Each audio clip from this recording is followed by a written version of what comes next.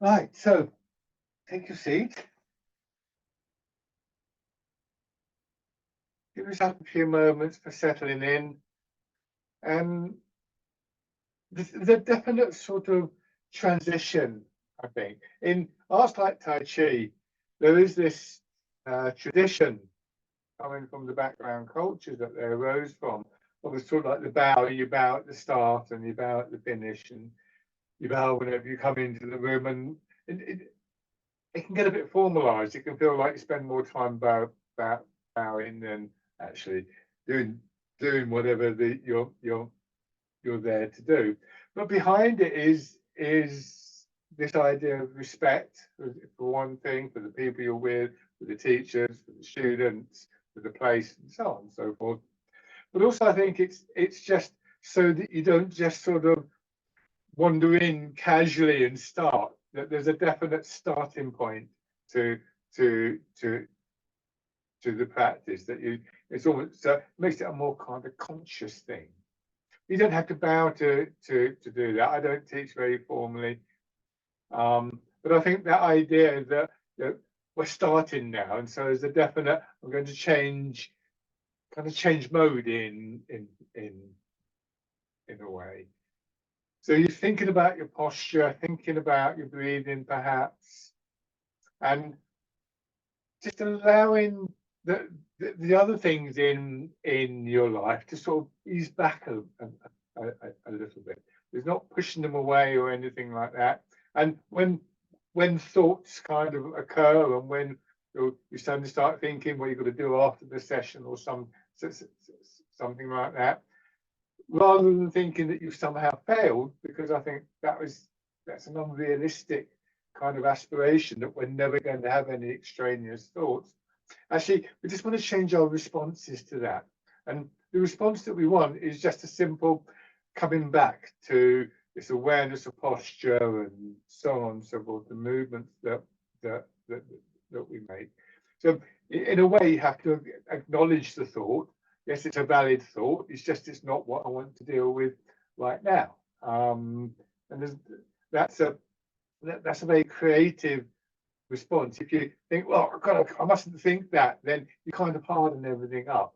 The acknowledging and sitting back from it, as it were, or letting it go, is actually a much more, as I say, creative response, I think. Then rubbing your hands together, tapping over your face.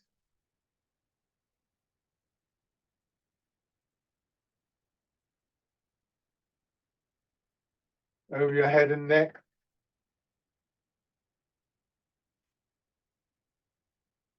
Shoulder.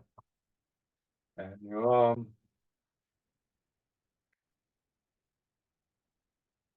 To the side.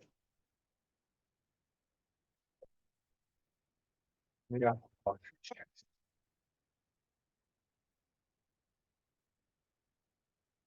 Your belly.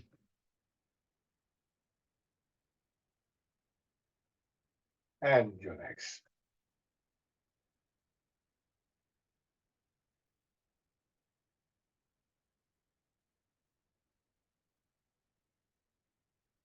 Back in your chair.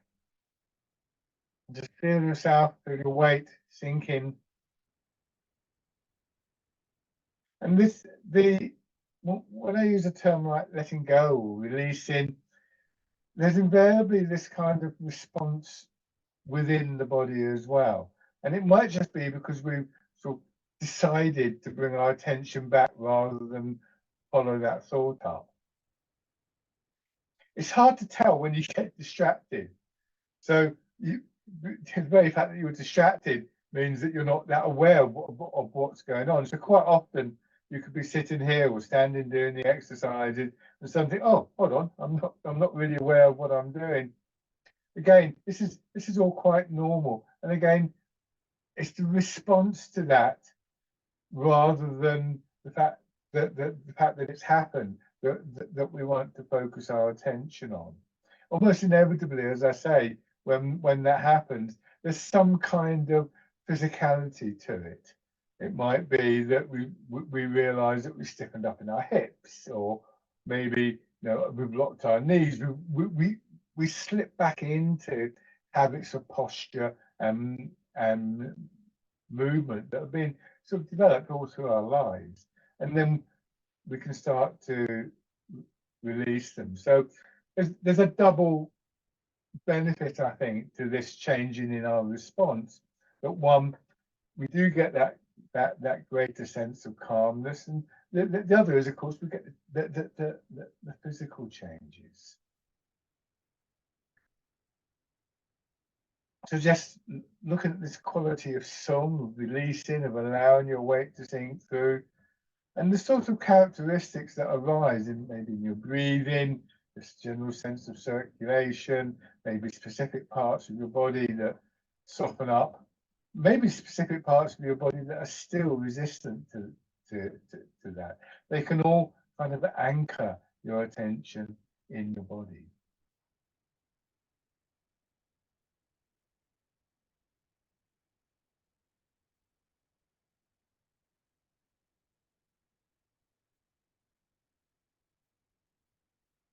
Now, bringing your feet in, coming back to the upright position. So this is a process that we repeat over and over again. Just remind you of an image that I think everybody in the class has heard before. It's worth thinking about. Came from a meditation teacher describing this process that I'm talking about as being akin to sitting on a riverbank. When you sit on the riverbank, the river flows past you. You're not trying to change the river. You're maybe observing it, but you're not trying to sort of disrupt the flow or block it or make it go away or anything like that. You're just there on the riverbank. The problem is that we regularly fall into the river because the river's like the flow of our thoughts. And so one thought will lead to another thought, will lead to another thought. And when you realize that you've fallen in the river, the response is very, very simple. You simply get out of the river and go back onto the riverbank. And I think that's a really nice image, a really nice, simple view of this process. And we could regard everything that we do, the awareness of posture, the movements, the various aspects of the practice, as being ways that we construct a riverbank, somewhere that we can go to.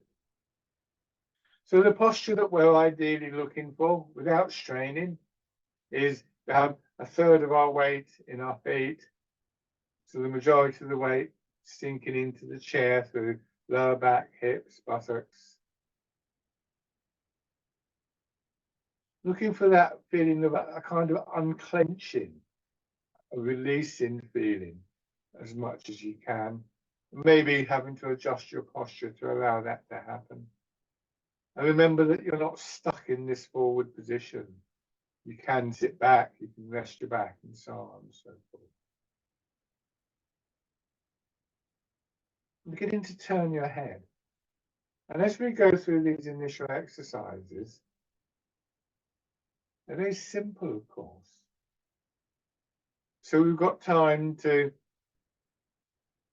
think into them a little bit. It's not like there's a sort of complicated sequence here already.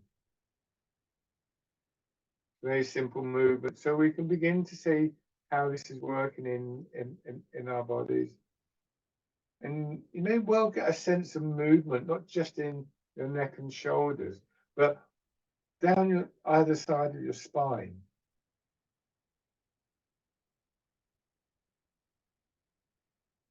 Maybe across into your shoulder blades as well.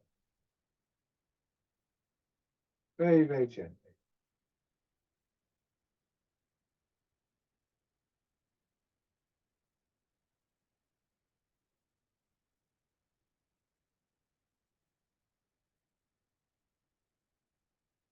Hands in front of your shoulders, circling your elbows back.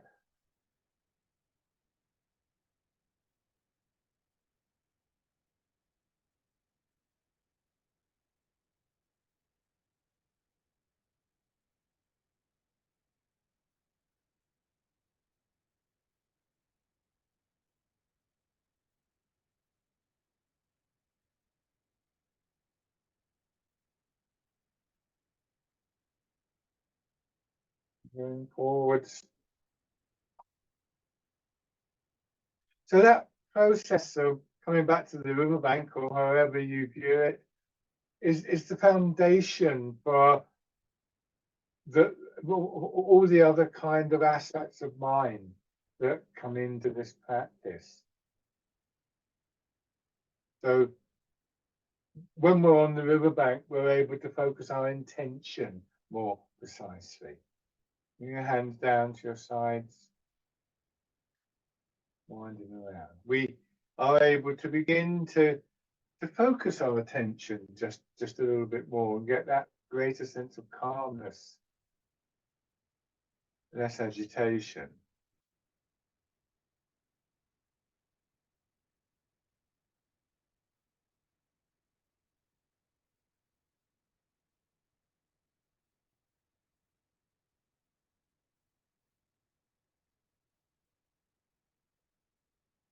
And then circling around.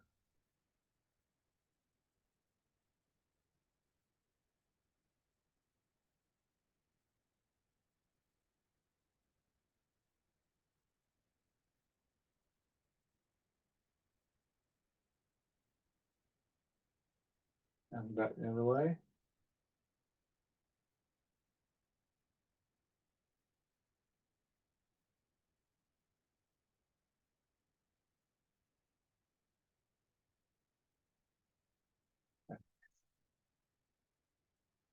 Now, just easing forwards and pushing back.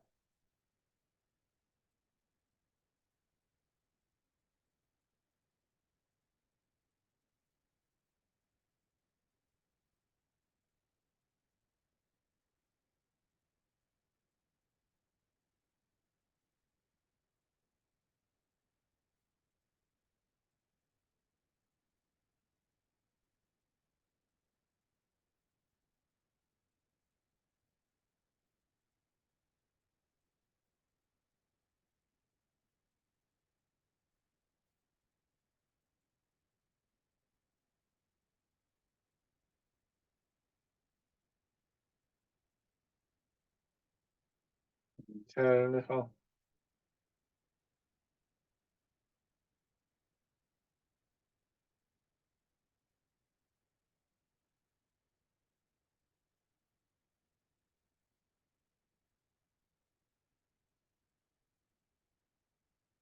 Just try and feel that transition of your weight from one hip to the opposite foot.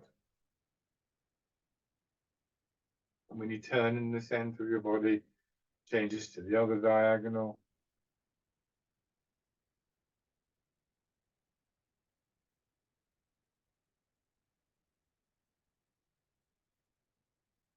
And then that in its turn changes to the circular movement. Slight rolling quality in your pelvis.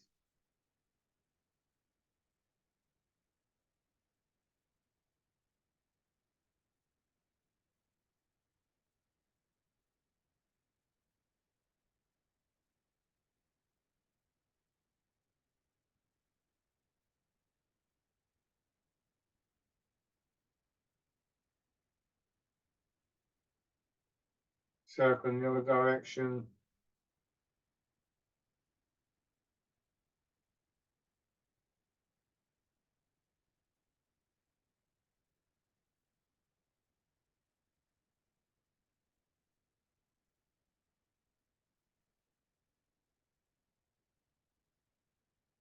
Coming back to the center, and then you can step out, heel, toes. Measure your steps so that you're not having to strain in your knee to get the foot fully on the floor.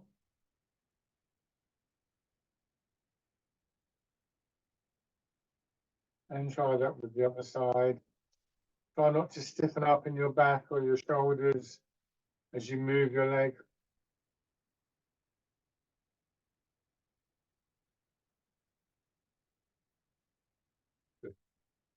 Okay. So, letting your hands drop to your side. Turn your hands palm forwards. bird folds its wings, rotating your arms as your weight moves forwards and backwards.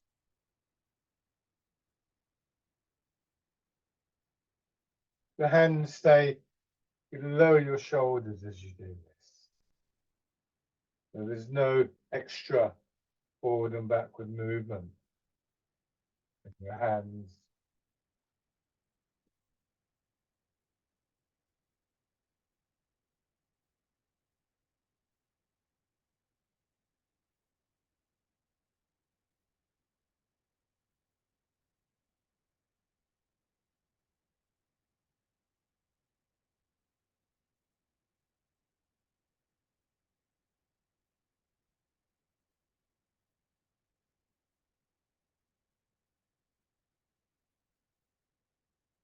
Now change into fisherman castanet. Now, as you settle into your hips, your arms spring back a little bit more and they get pulled forwards as you go forwards. And then as you settle into your feet, they swing through. So for most of the time, they're following your shoulders. When your shoulders come to rest and you settle downwards, or your weight in your feet or your hips, as long as your shoulders aren't stiff, then your arms will naturally swing through.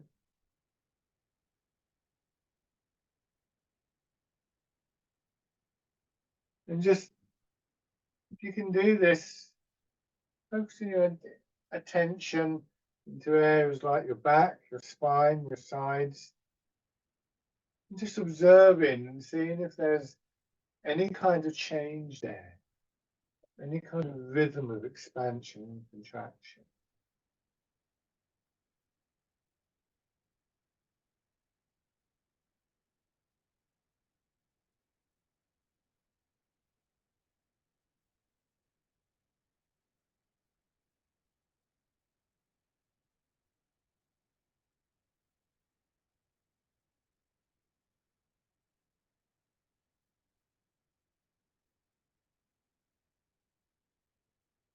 Now this time, imagine the ball behind your arms. You're just drawing back. So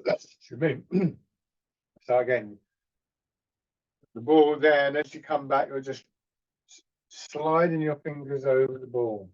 You're not trying to lift your arms. Or maybe you could think of rolling the ball in. But again, as that happens, what's happening in your back, your belly?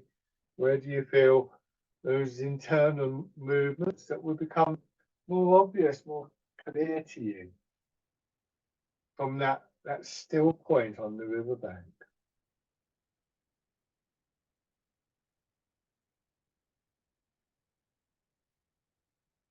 You can take this a stage further then.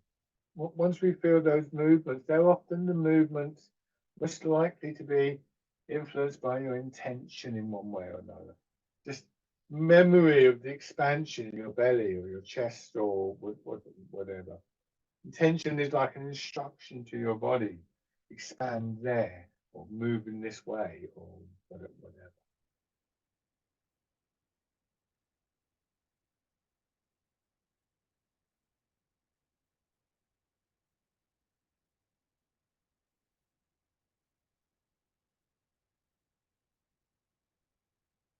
And then pigeon spreads its wings.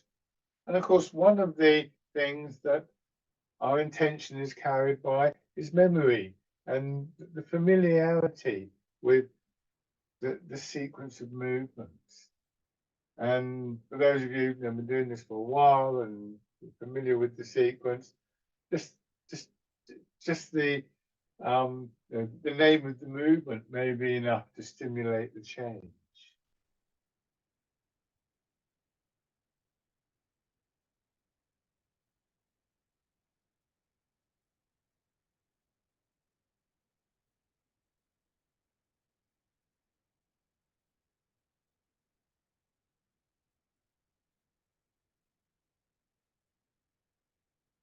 But still aware of the, for instance, here, expansion and contraction, opening and closing, the opposite way around in your upper back. So there's many different things that once we've got a sense of awareness in what's going on, and once we begin to be able to focus our intentions through that awareness, there's many things that we can do to complement the movement.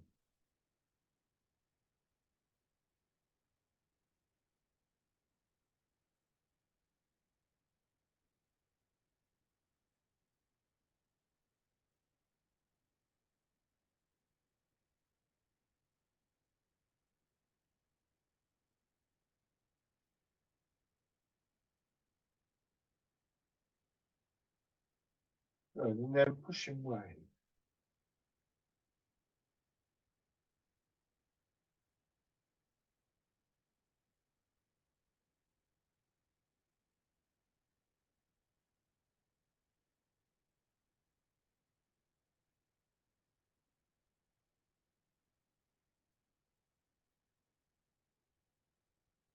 Quite a strong intention with this one, with that sense of the pushing, but not straining in your back, shoulders, or arms.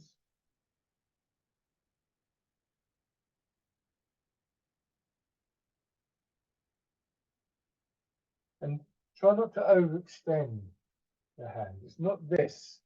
It's your weight moving and the changes again up to your back, for instance. Your arms.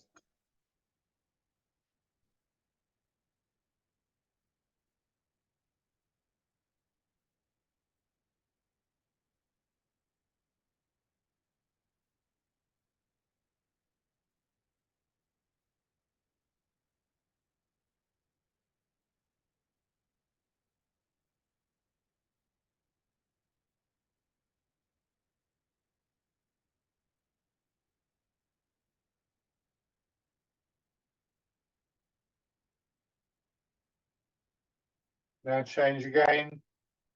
Loosely fist your hands. And just above your head, the height of your thighs.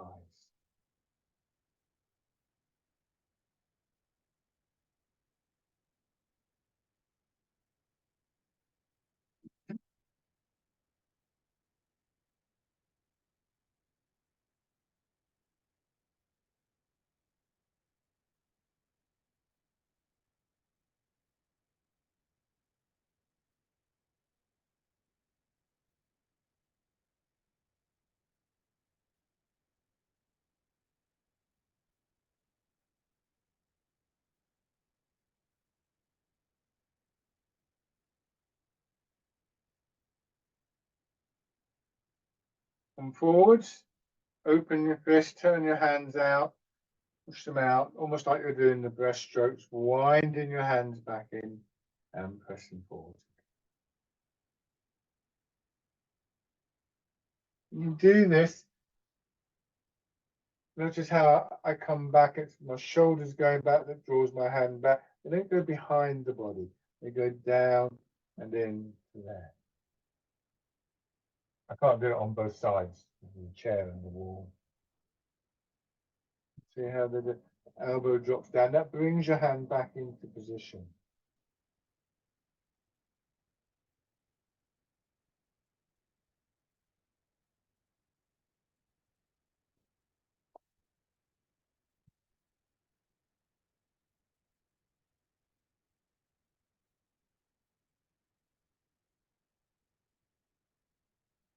One more time.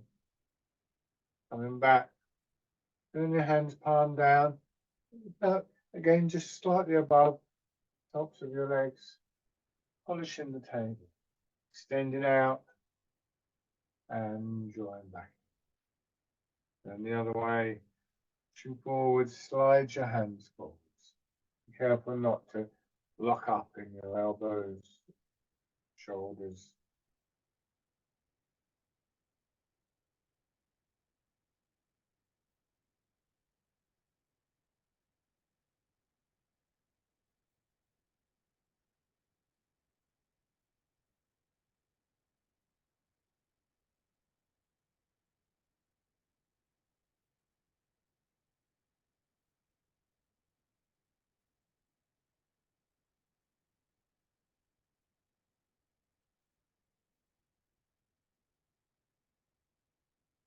One more in each direction.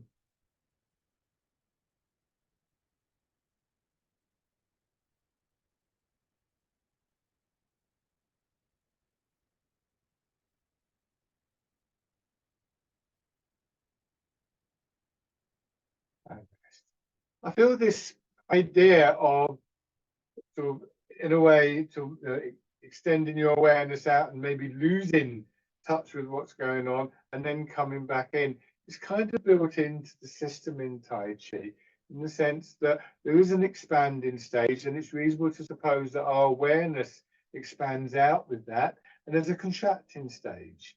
What can often happen, of course, is our awareness expands out and it just keeps expanding out. But eventually we'll become aware of the contracting stage. So perhaps sometimes in sitting meditation, most systems will have some kind of aspect where you're looking outwards, but sometimes it can feel as though it's kind of tacked on after the main thing. Whereas in Tai Chi, there's an expectation that you will have some kind of awareness of what's going on in your environment. You're not trying to cut yourself off. Grandmaster Chen Xiaowang, standard bearer for the Chen family of Tai Chi, uses the phrase that we look ahead and we listen behind. I would add to that that we so it's like we look out, but we also look in. I like the phrase used in the Southern Indian martial art of Kalipara. It's very ancient and very tough martial art. And they're saying that our body becomes all eyes. In other words, we're aware of everything that's around us. But it's not instead of the inner awareness. So there's a kind of dual cultivation going on in a sense. We want to know what's happening out there, but we don't want to be disturbed by it. We don't want it to pull us into the water, to pull us off the riverbank. Or at least when it does, again, we have this response that I'm in the water and I'm just going to come back. It shouldn't be seen as a big deal. Your hands now in on just above your lap, palm up, a gentle push down through your feet and your hips, expansion in the upper part of your body, and then a contraction. So that process of coming back becomes habitual. And the relationship it has with our physical movements also becomes habitual.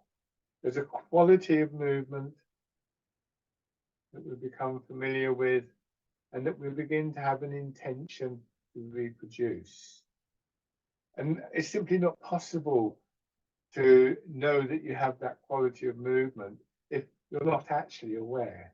It kind of makes sense if you think that.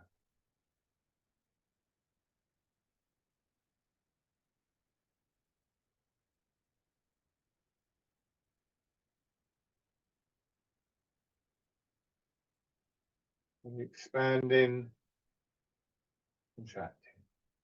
The expansion is apply a gentle pressure downwards through your feet and your hips, as well as the upward movement.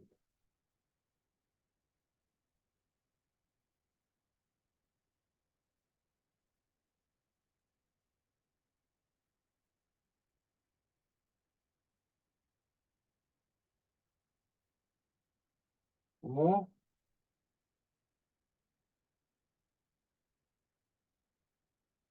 And then what goes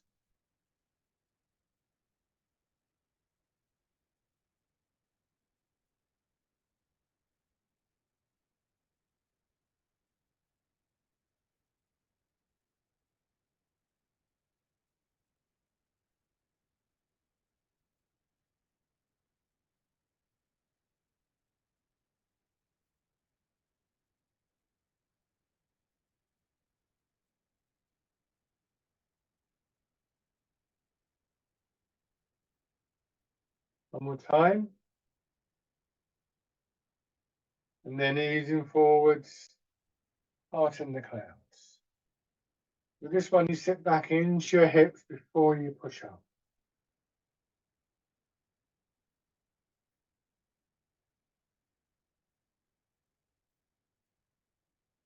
It has this really lovely expansive quality, not a stretch, not straining, just moving as far as you're comfortable.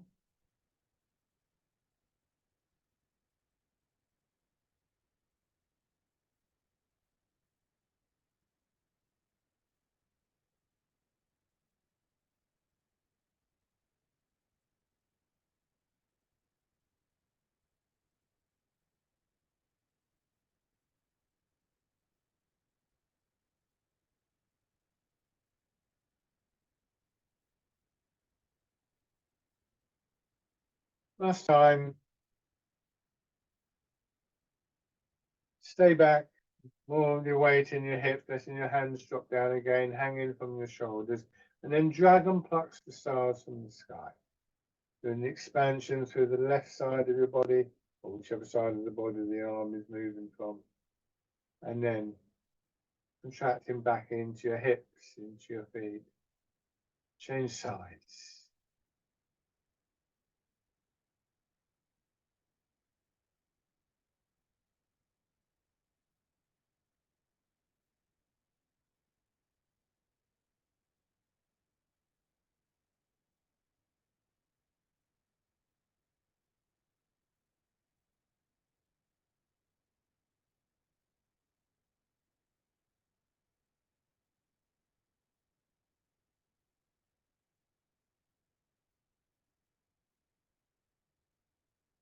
One more on each side.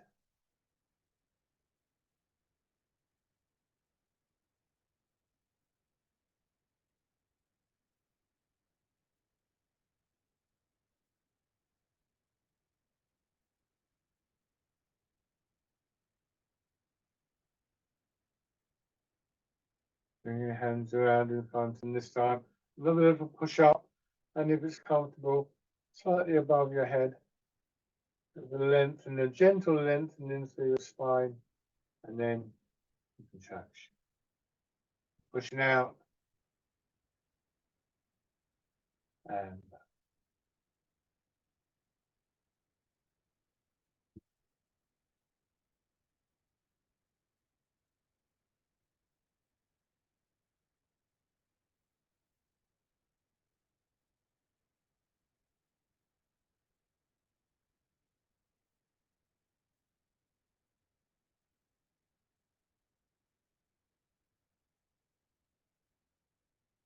One more round.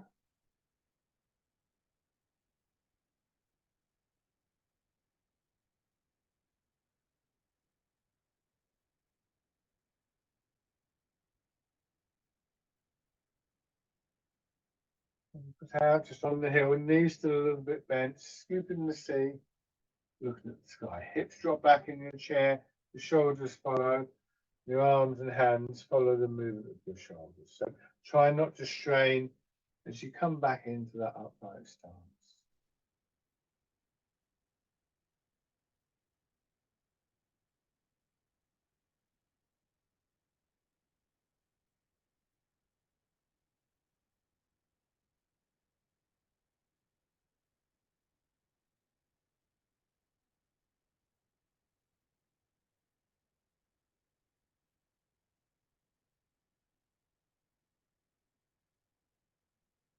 And then again, loosely fist in your hands, go forwards, head going up slightly this time, drawing your arms over, grasping the tiger's ears.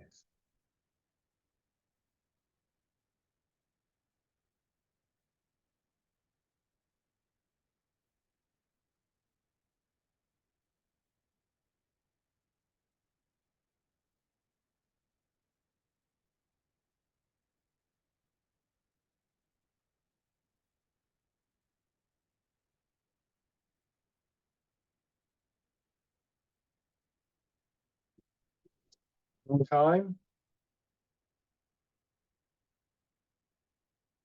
And then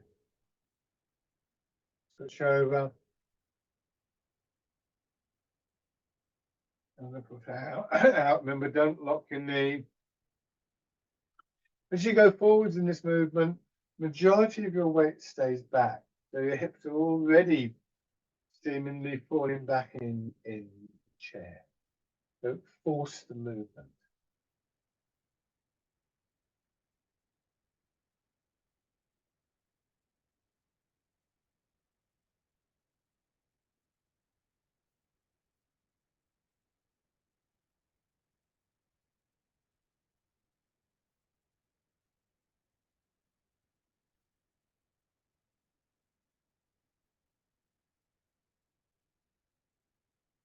And then change into grasping the tiger's ears.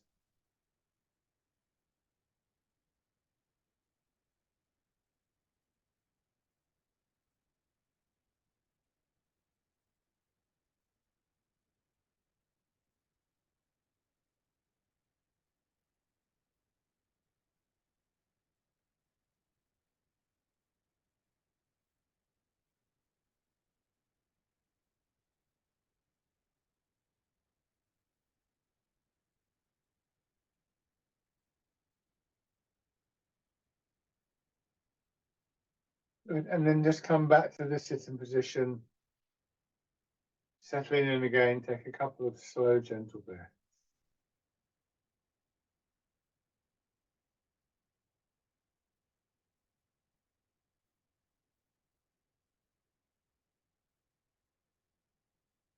Now, just rolling your pelvis slightly from side to side and imagining a center line that curves very gently.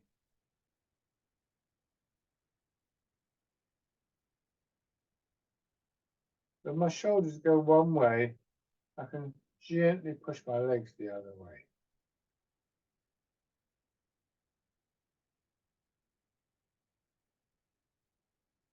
I'm exaggerating this so you can see what I mean by the curve. It's actually very kind of slight curve. And the trouble with this is that I get to about here and the weight of my head is now trying to flop down. So it's really quite small.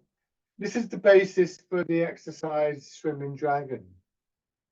And bring your hands together in what you might think of as a prayer position. Go very carefully with this and do it as best you can. Bear in mind it is quite a strong exercise. But as you tilt your pelvis to the right, you push your fingers to the left. And then you curl them over, and as your weight goes back, the pelvis tilts to the left. You come across between solar plexus and belly, and then reversing that, coming across your throat, and then coming over the top of your head. And the descending movement again, gently poking through. And then back down between solar plexus and belly. And then this is how you could just scoop underneath the belly. With this undulating fluid movement, if you've ever seen in the wild, which I haven't, or seen film of something like a snake swimming in the sea, they have this kind of winding movement. It's a good exercise for the spine, but quite a strong one. So go nice and easy. One more in this direction.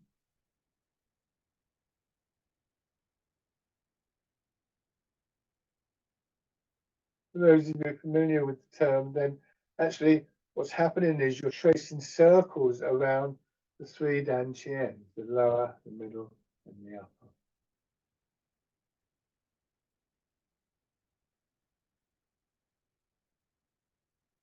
Now change direction.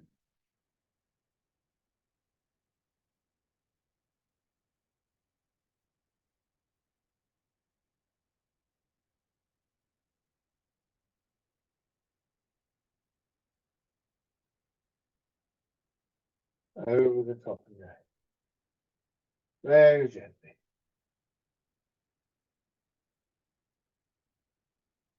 Don't overdo the movement with your arms. The main movement to think about is in the hips in your pelvis.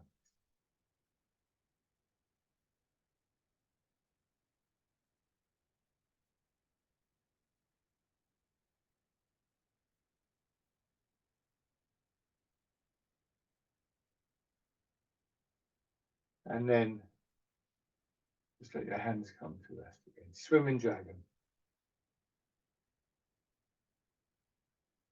Once again, just rubbing your hands together and tapping over your face.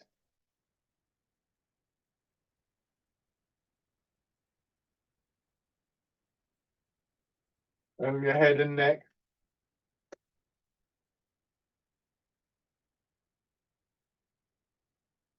Down to one shoulder and your arm.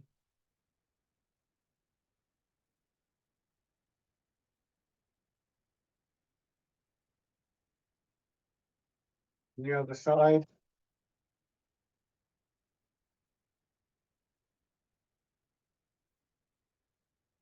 And the upper part of the chest.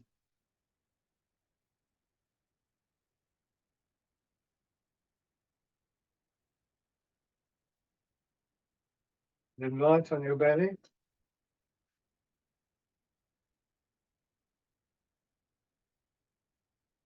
And finally your legs.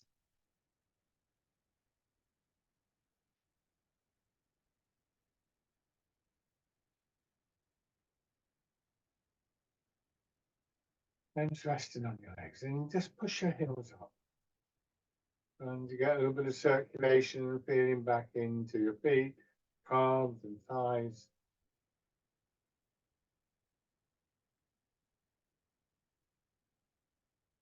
And then circling around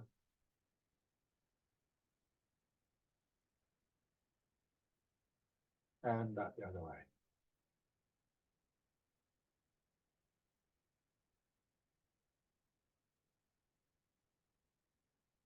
Okay. And then standing if you wish to.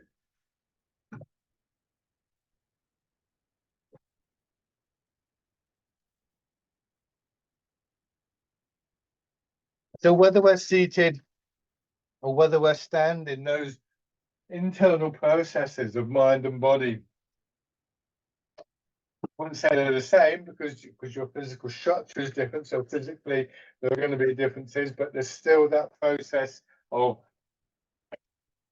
changing your awareness or working with your awareness. But also, again, if your intent is to follow the movement, and if you're following the movement, then when an arm extends out, of course your awareness is going to go out. The question is, how far do we want it to go? And we don't want it to kind of detach from the arm. So standing with your feet hip width apart. Unlike the seated posture, this is done with your weight a little bit forwards. If I exaggerate that, you can see I'm leaning.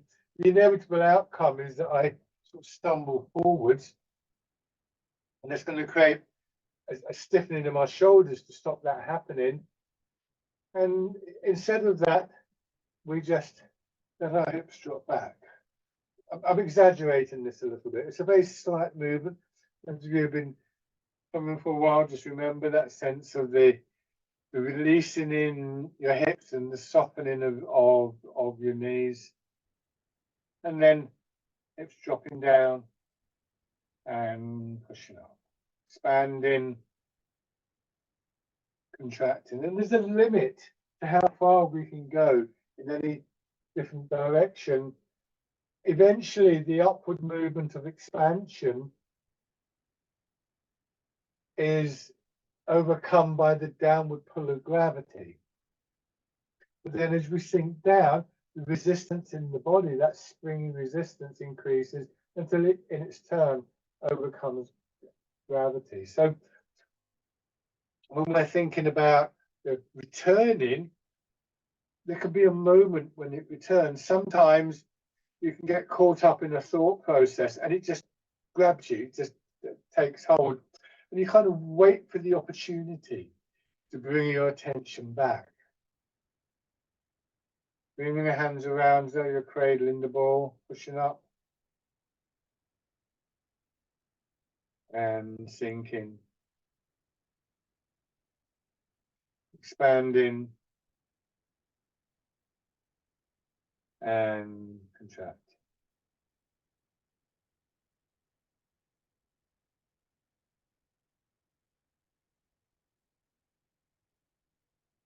If we work at it in this way, certainly physically, to a degree mentally, this rhythm sets in. The rhythm starts to guide us. It has a very soothing quality, I think.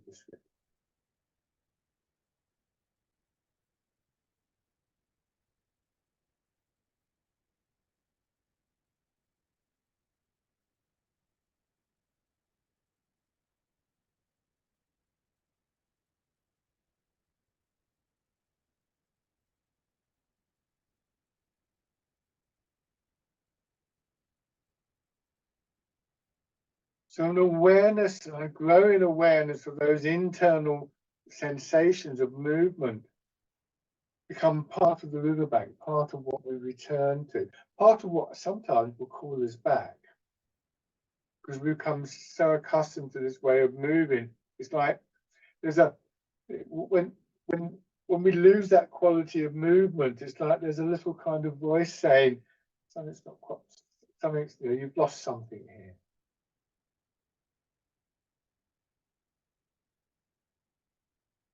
Good. Now, 1 foot forward, make sure your stance, and once again, beginning to transfer the weight. And taking the opportunity when your weight arrives in one leg, just to go through that process of releasing in your hips, your shoulders, to feel more definitely the sense of the ground beneath your foot and the push back. And then the same thing when you go into your back leg.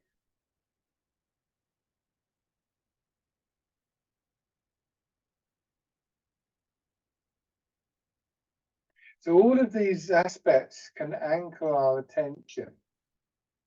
And it doesn't mean that our attention will never waver. A boat that's anchored to the seabed or tied to a mooring post on the sea will drift away, but there will come a point where it's drawn back. And I think this is one of the great things about Tai Chi in our daily lives. Not that we never get distracted, not that we never lose the focus of our attention, but that there are limits to how far that proceeds.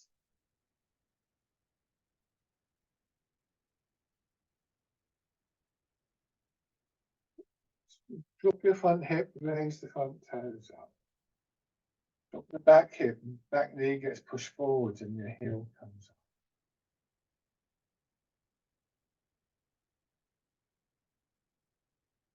And stepping in.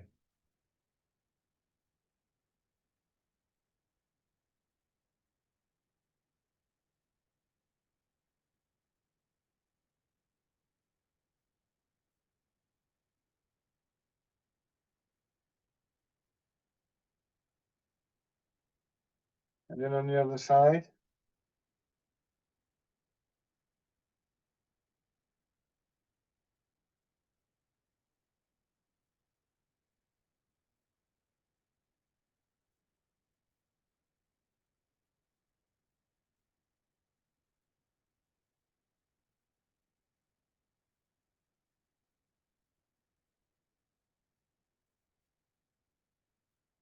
Toes and heel coming up.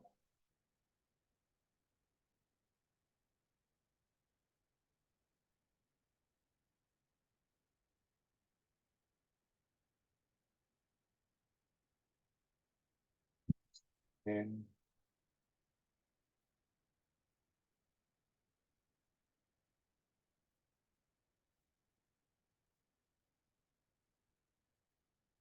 This time, step through either forwards or backwards, depending on where you've got room.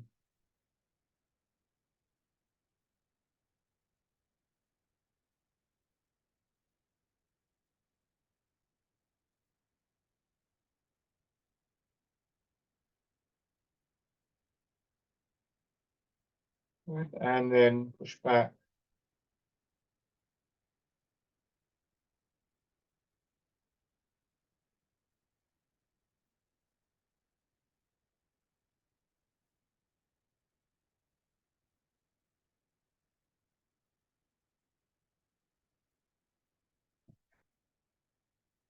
Right foot forwards. A few rounds of the familiar fisherman castanet again. The hands following your shoulders for most of the time. Just swinging through a little.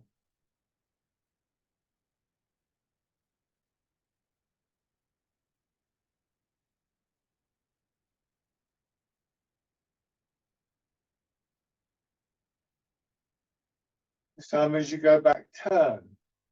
And now you're doing the same movement across your body. Again, notice what's happening in your back and your sides and wherever else you feel patterns of expansion and contraction.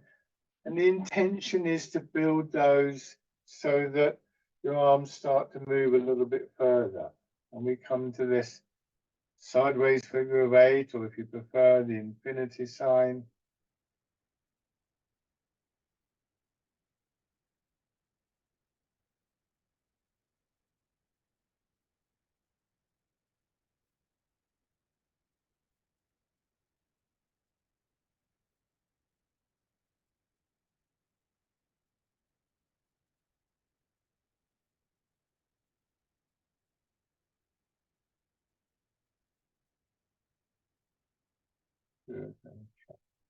Try that with your left foot forwards.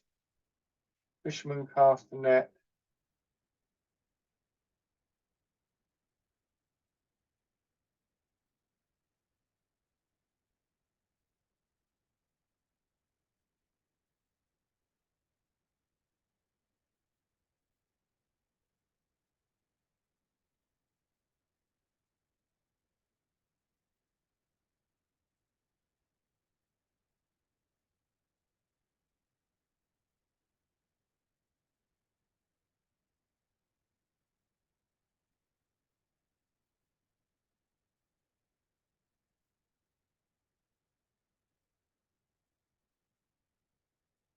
And then turn in.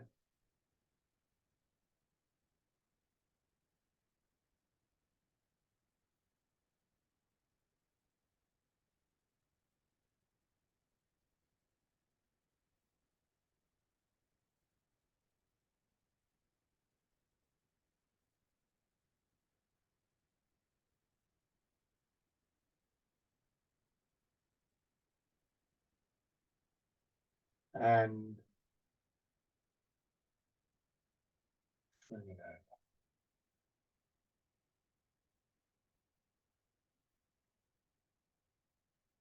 Again, there's that pattern, drawing in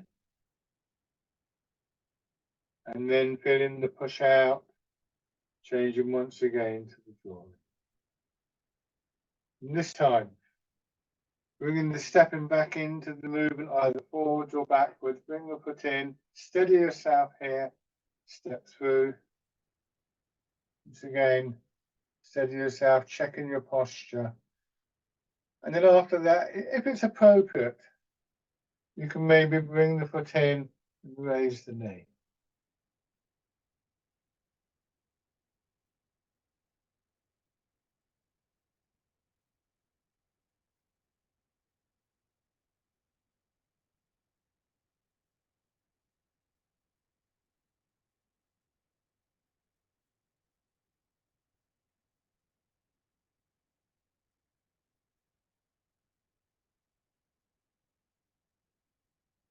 And then and back.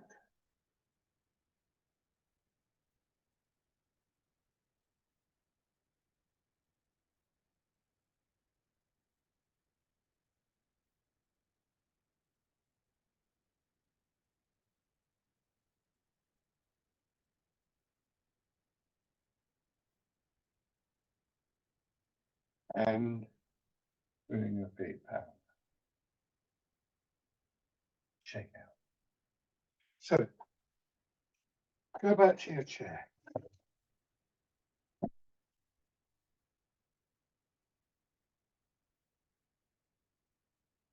Session in again.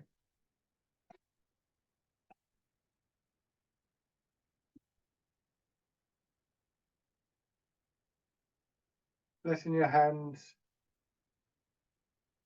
drop to your sides. Feeling your weight sinking down and then the inevitable expansion upwards. But noticing when that gets overtaken by the pull of gravity and everything starts to come in. Which that aspect is emphasized in this final movement of embrace tiger, returning to the mountain. And we can begin to appreciate the qualities, the sensations that indicate that it's time to come back, as it were.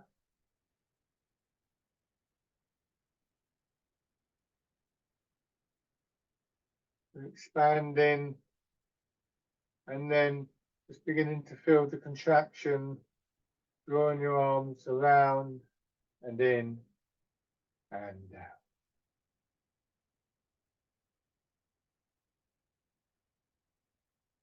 Expanding again. And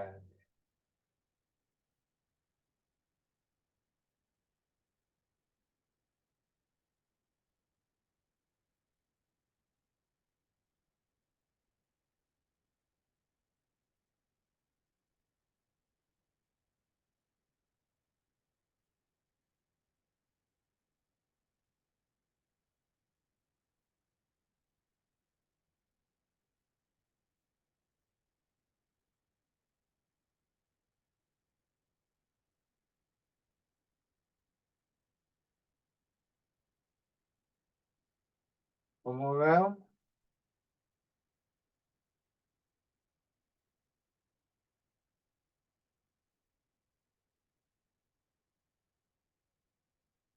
And let your hands come to rest.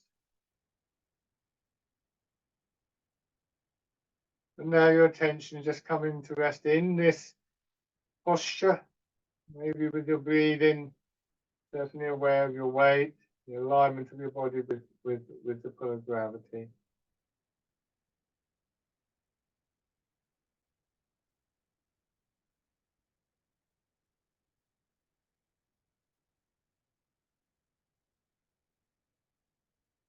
And then just open your eyes. And the ideal would be that we can take some of that quality of stillness or spaciousness and keep it with us, because it's something that we cultivate in body and mind internally. So the ideal would be we would never lose it. In practice, of course, we always do, as I've been saying, but we have the capacity to come back. Thank you very much, everybody, as always. So